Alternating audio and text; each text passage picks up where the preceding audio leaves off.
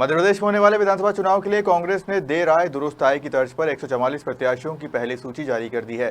शारदीय नवरात्रि के पहले दिन जारी हुई सूची में भोपाल की मध्य विधानसभा से वर्तमान विधायक आरिफ मसूद और भाजपा का गढ़ कहा जाने वाली नरेला से मनोज शुक्ला को उम्मीदवार बनाया है।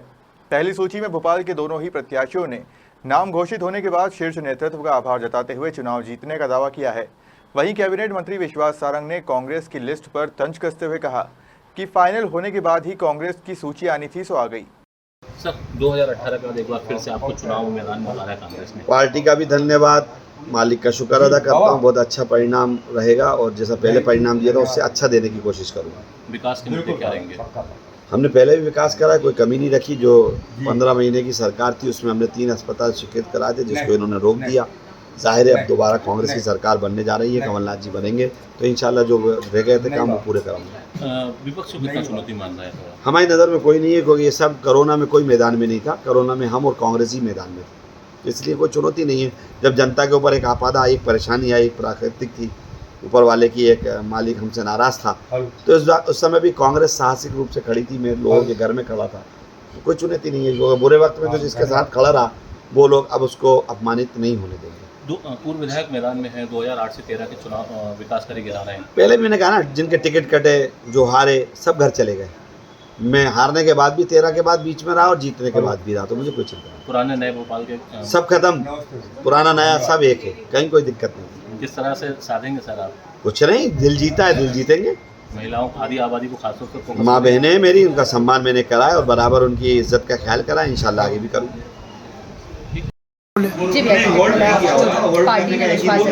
सबसे पहले तो मध्य प्रदेश के संपूर्ण वरिष्ठ नेताओं का मैं हृदय से धन्यवाद देता हूं जिन्होंने मुझ जैसे छोटे से कार्यकर्ता को नरेला विधानसभा से कांग्रेस पार्टी का अधिकृत उम्मीदवार बनाया। वकील को मिलेगी और उनसे विचार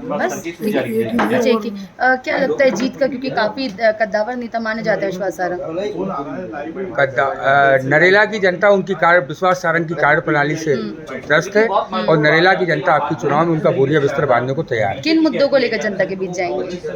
जो जनता के हित में जो मुद्दे होंगे उन मुद्दों को लेकर जनता के बीच में जाएंगे और संपूर्ण मुद्दों पर काम करेंगे। और हम पिछले 5 सालों से जनता के बीच में, कोरोना जैसी बीमारी में जब सारे लोग गायब थे तो मैं जनता के बीच में था और मैंने जनता के साथ कंधे से कंधा मिलाकर काम किया। लेकिन वो तो कह रहे हैं कई विकास के कार्य किए हैं। नहीं, विकास का कार्य आपको केवल कागजों पे दिख रहा है। विकास का कार्य अभी पिछले 10 दिनों में आपने देखा होगा कि नरेला विधानसभा में जिस तरीके से भूमि पूजन के कार्य हुए, ये 50% सरकार, 50% कमीशन की सरकार है। ठेकेदारों से कमीशन वसूलना था, इसलिए भूमि पूजन कराए गए। सर, कांग्रेस ने अपनी पहली सूची जारी कर दी है, 144 टिकट जो हैं घोषित किए हैं। बड़ी देर कर दी हुजूर आते आते, पर ये बात भी सही है कि जब बोली फाइनल होगी तभी तो कांग्रेस की लिस्ट आएगी। तो आज बोली फाइनल हुई तो कांग्रेस की लिस्ट आ गई।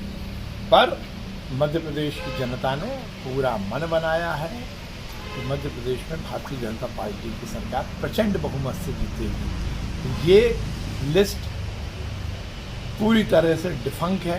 भारतीय जनता पार्टी प्रचंड बहुमत से मध्य प्रदेश की सरकार बनाने वाली। युवाओं पर ज़्यादा भरोसा किया गया, 50 साल से कम उम्र वाले ज़्यादा हैं, 19 महिलाओं को भी टिकट दी गई। देखिए, आप कांग्रेस की लिस्ट का केवल एक क्राइटेरिया है कि जिसने ज़्यादा बोली लगाई उसको टिकट मिला है।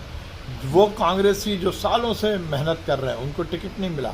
जिसने बोली लगाई वो तो बोली थी, दरबार था कांग्रेस का सर कमलनाथ जी का और नेहरू परिवार का। जिसने ज़्यादा बोली, 1, 2, 3 जिसकी ज़्यादा बोली उसको टिकट। कमलनाथ जी भी मैदान में आ गए हैं, अटकलें चल रही थी। अब देखिए वो आ गए हैं, इस बार कमलनाथ जी भी छिंदवाड़ा से नवरात्रि साफ होंगे। नवरात्रि के पहले